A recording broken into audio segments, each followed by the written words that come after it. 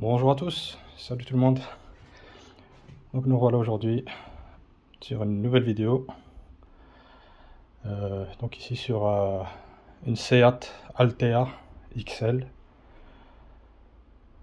Donc 1400 TSI.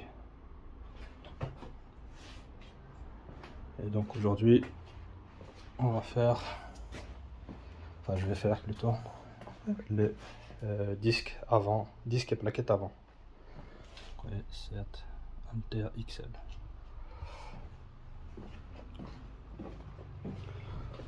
Alors, j'ai déjà retiré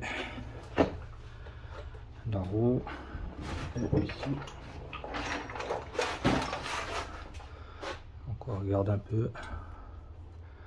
Ici le disque il commence à avoir un bord qui apparaît. La bordure ici. Ça aussi un bourrelet. Et au niveau des plaquettes, donc elles sont arrivées à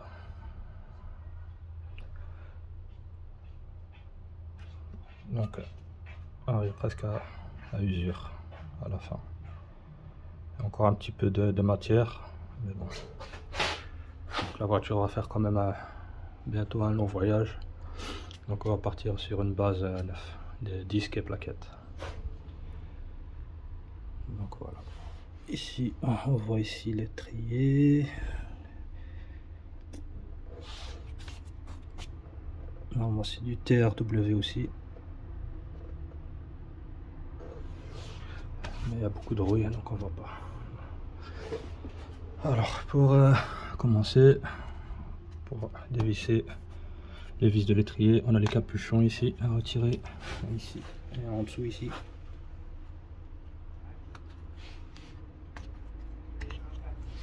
Voilà. Je vais chercher les outils. Alors ici pour démonter les vis qui tiennent donc l'étrier, on a une douille ici de 7 clés Allen.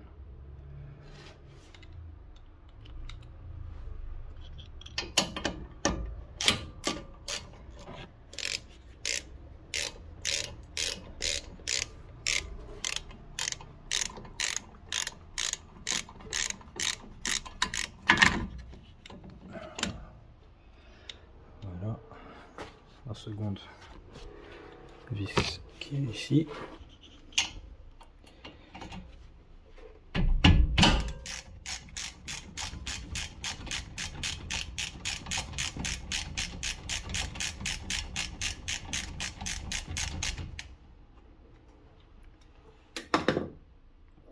Ici, je vous ai dit que c'est TRW, alors que non, avec la lumière, on voit bien que c'est ATE. C'est pas grave. Ici, pour retirer ici, la protection ici, il faut juste passer le tournevis ici en dessous et le faire pivoter. Après, on rentre le cylindre. Un tournevis assez long.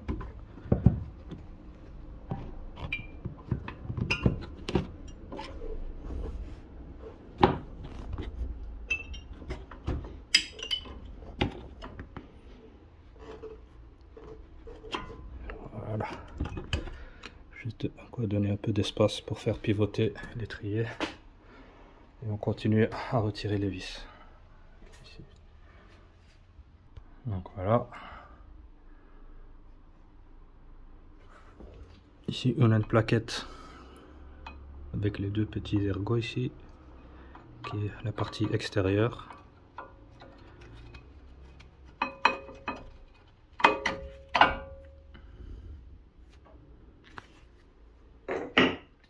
Et ici le second étrier, c'est celui qui rentre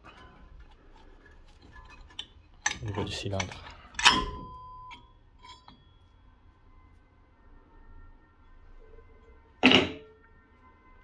Voilà. Maintenant pour sortir. Alors ici, pour retirer le disque, il faudra retirer le support d'étrier ici, parce qu'on ne peut pas l'extraire en le pivotant. Donc ici on a deux vis, une ici et une plus bas. Donc c'est des vis de 21 mm. Et donc on se munit d'une grande rallonge.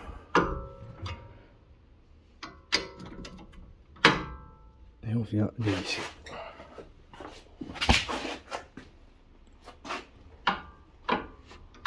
Voilà. Donc voilà. Ici je vais juste le poser comme ça, c'est juste assez. Après il faudra un peu nettoyer ici, entre là où viennent se poser les plaquettes.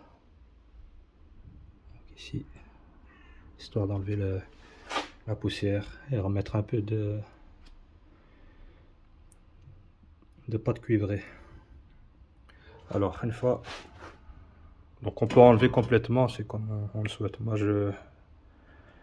donc avec cette position là le disque peut sortir facilement. Donc j'ai juste retiré une seule vis, l'autre elle est restée, elle est juste dévissée, ce qui permet de pivoter le support. Ici on a une vis Torx de T30.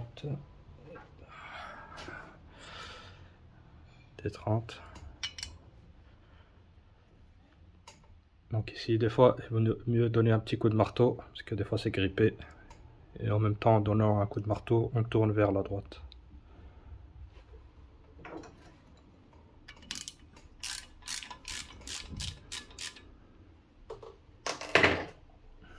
On voit ici que ça a déjà été remplacé, donc ils ont mis de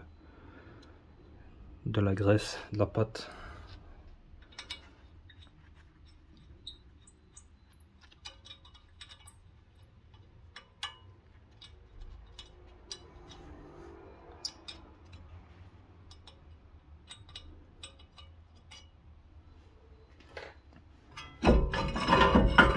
Et voilà.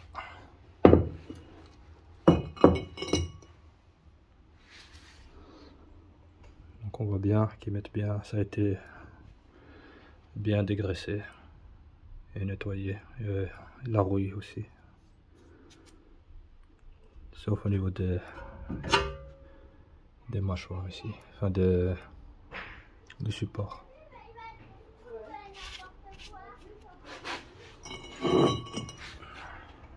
Donc ici on va nettoyer, mettre ça au propre avant de mettre le nouveau disque. Donc voilà, déjà mieux.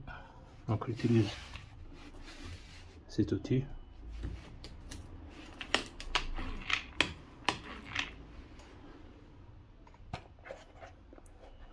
Porter un masque c'est mieux, parce que c'est toxique la poussière de frein.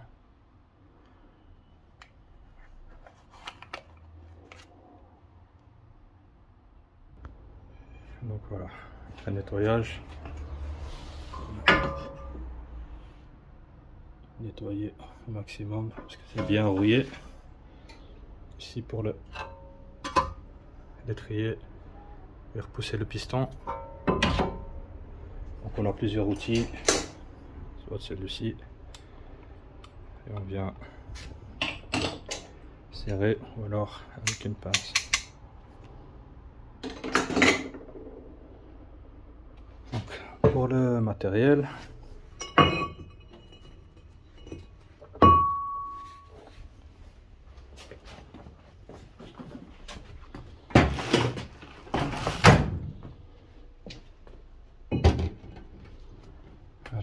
ça c'est le fameux masque que je vous ai dit.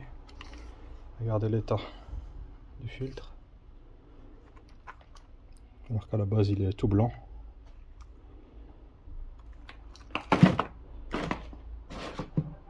Donc ça, ce sont les disques.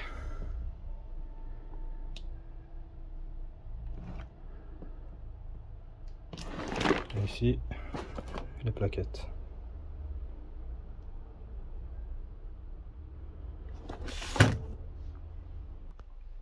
Donc voilà.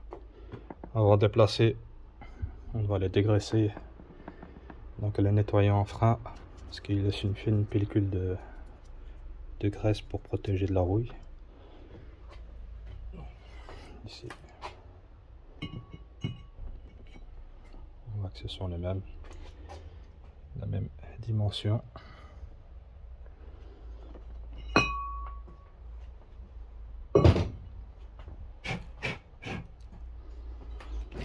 Ils sont peints en noir, donc vous avez vu, c'est quand même marqué ici protection.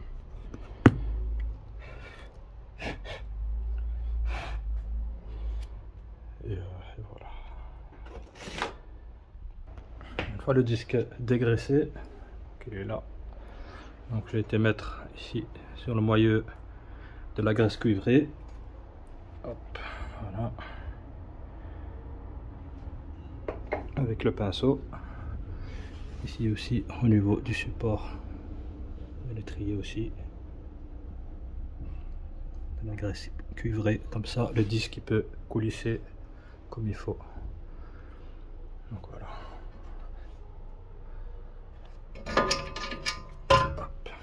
Maintenant je vais venir poser le disque. Ah ouais, normalement il doit y avoir les nouvelles vis dans le carton. Ouais. Comme ça.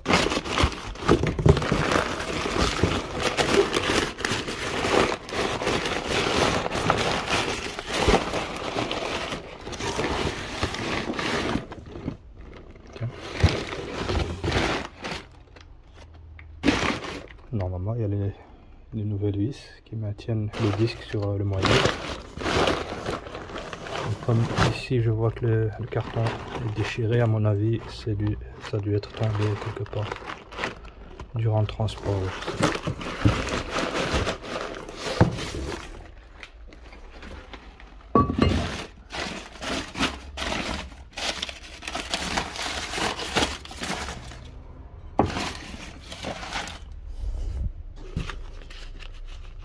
Ça n'a rien à voir. Ok. On remettra les anciennes vis. Hein. De toute façon, c'est juste pour maintenir l'étrier en place. Donc voilà. Donc ça c'est la fameuse vis. Donc j'ai réutilisé l'ancienne.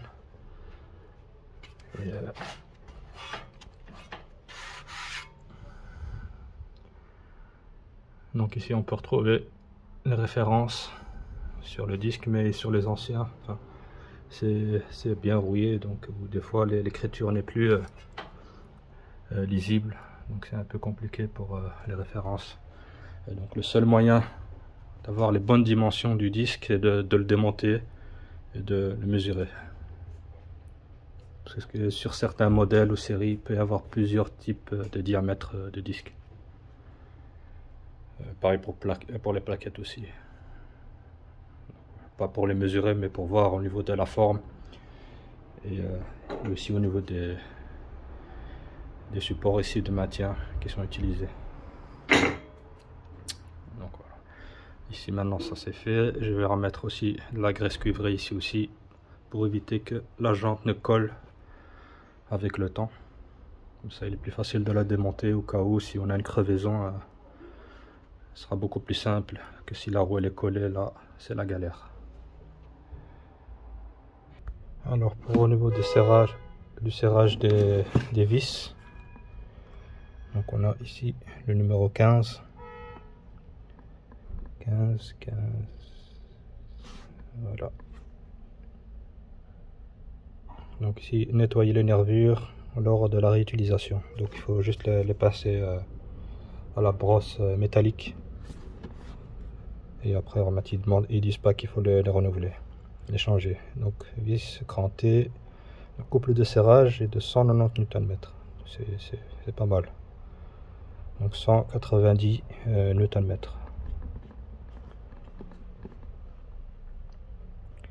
Donc ici pour les plaquettes, donc vous voyez on a les mêmes. Donc ici la surface ici avec les trois les 3 tiges métalliques, donc c'est celles qui rentrent dans le cylindre, et ici les deux là avec les 2 ergots, c'est celles qui vont côté roue extérieure. Donc voilà, maintenant je vais aller serrer cela. Donc les vis. Donc voilà, 190 Nm, 190. Donc voilà.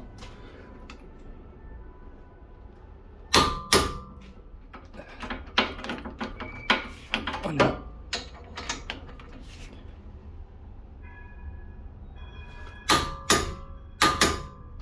Voilà. Dès que ça claque, c'est qu'on est arrivé au bon couple de serrage. Voilà, maintenant les plaquettes.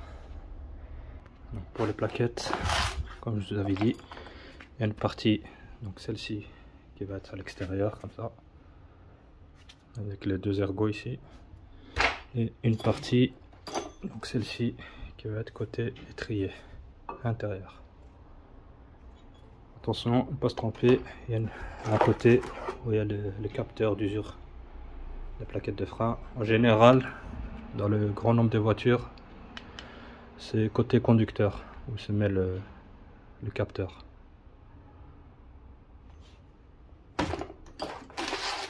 Voilà. Si je vais encore remettre un peu de graisse cuivrée sur les parties ici, mobiles, donc c'est celle qui va bouger ici. Donc celle-ci, comme ça. Et celle-là. Donc ces parties-là vont être mobiles, donc on va remettre encore un petit peu dessus. Donc voilà. On se présente le disque et la plaquette. Donc ils se mettent comme ça.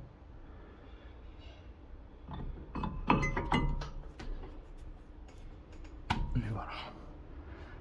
Non, on vient rentrer ici aussi les parties là, on peut les graisser, nettoyer et les graisser. Donc la partie ici qui est dans le caoutchouc.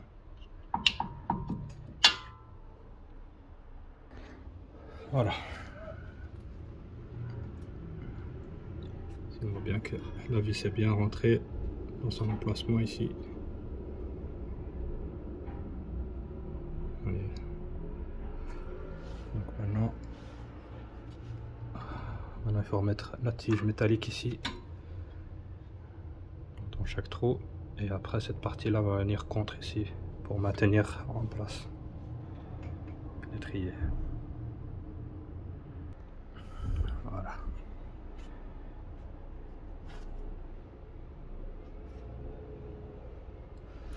Maintenant je vais remettre la graisse cuivrée ici, et après il ne reste plus qu'à mettre là-haut. Donc ici pour le couple de serrage des 2 vis ici, je mets mon téléphone. Donc voilà le boulon de guidage, donc c'est le 8. 8, on est à 30 Nm. Donc c'est pas énorme, même avec la force des mains. Donc dès que c'est bien serré, donc vous êtes à plus que 30. Et voilà. Maintenant il ne reste plus qu'à remettre la roue. Et la serrer comme il faut, et après passer de l'autre côté, côté conducteur. Donc ici aussi le bouchon au niveau du réservoir de liquide de frein. Donc il vaut mieux l'ouvrir et contrôler s'il n'y a pas un trop plein de liquide de frein. Ça arrive souvent. Donc quand on presse le cylindre, ben, le liquide a tendance à sortir. Donc il faut, quand on presse le cylindre, vérifier que le niveau ne déborde pas. Si ça déborde, c'est qu'il y a trop, et il vaut mieux en retirer, diminuer.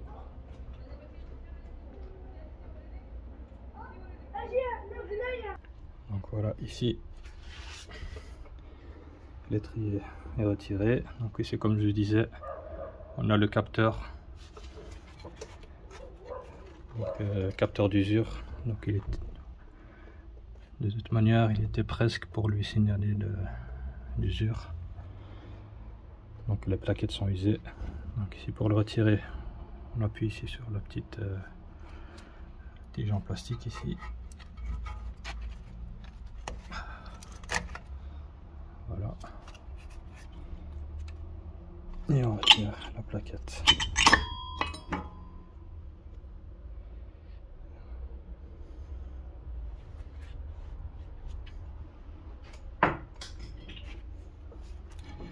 On va mettre ça ici au-dessus.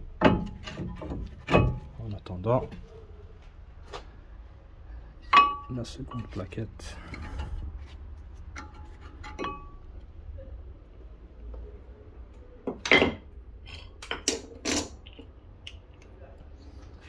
Voilà, on va faire la même opération que tout à l'heure.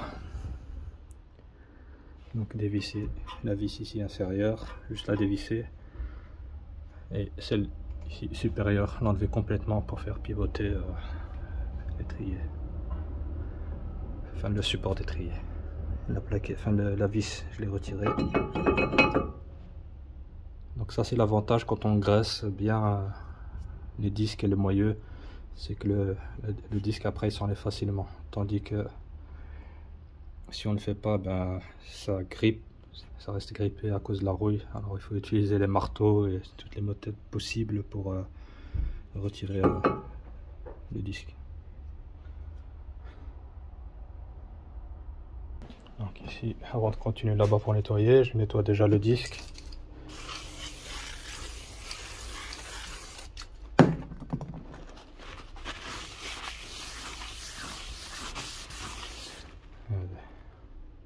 Ils sont neufs, mais il y a de la saleté dessus.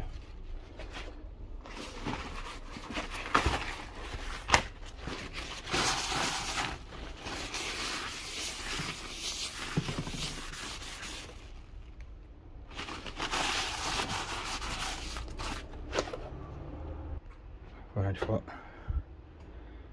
nettoyé, l'étrier et les parties mobiles, on passe donc les disques, on se pose les disques ici aussi au niveau de l'étrier.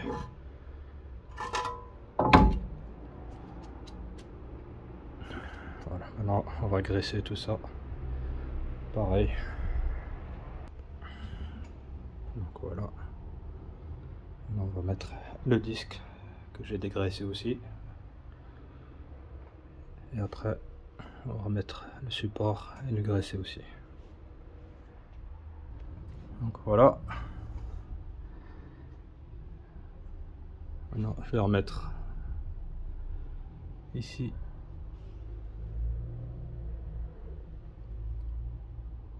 donc de la graisse cuivrée. Ne pas oublier de remettre la fiche. Tomber. Faut bien la rentrer. Et donc ici j'ai déjà serré les deux écrous ici. Donc à 190 Nm, 190 Nm. Donc ici je le montre à nouveau.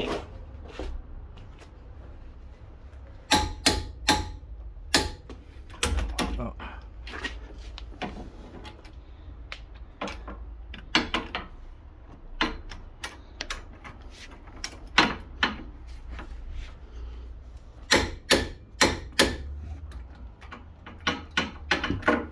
Et voilà. Donc voilà, j'ai mis de la graisse, on va remettre le pneu. Et ça on est fini des disques à plaquettes avant. Donc voilà, une fois la voiture descendue, on vient pomper. Une fois que la pédale est dure, pédale de frein, on démarre la voiture. Évidemment, avant de faire ça, on ferme le bouchon et on fait l'opération. Donc voilà, ici c'est terminé. Donc la roue est baissée, on a serré les goujons de roue à la clé dynamométrique à 140 Newton. Je les serre à cette force là. Et donc voilà pour aujourd'hui. Donc le changement de disque et plaquettes avant sur cette Seat Altea XL TSI. Voilà, je vous dis à la prochaine pour d'autres vidéos. Salut.